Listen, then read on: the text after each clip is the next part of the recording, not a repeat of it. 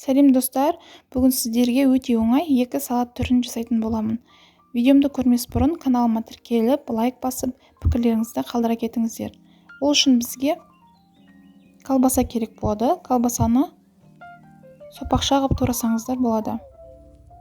Тура солай қиярды да сопақша қылып турайтын боламыз.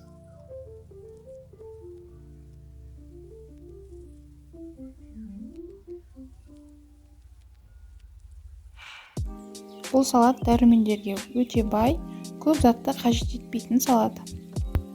Және үстінен бір банка горох салатын боламыз. Жақсылап араластырып, дәміне қарай тұз салып шым-шым.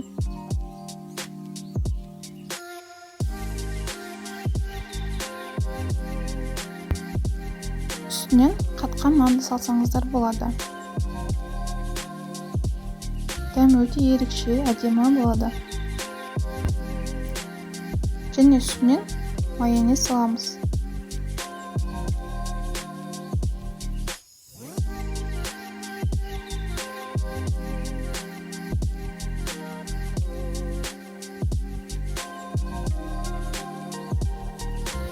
Жақсылап араластырып, укроп, петрушка қоссаңыздар болады. Егер ұнатсаңыздар, қоссаңыз болады. Немесе қосудың қажеті жоқ.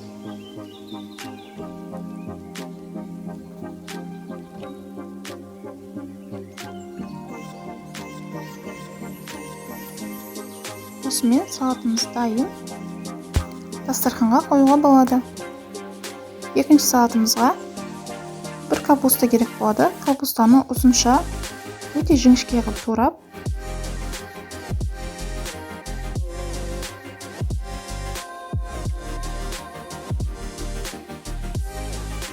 қиярымызды да тура солай турайтын боламыз.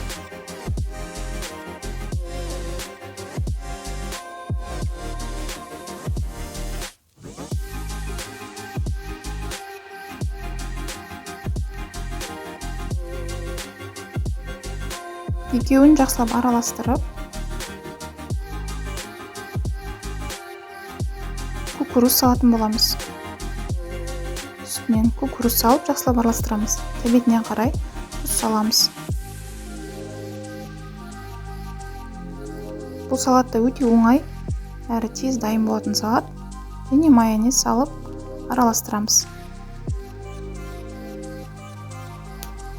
Егер менің видеом ұнап жатса, лайк басып, пікірлеріңізді қалдырыңыздар.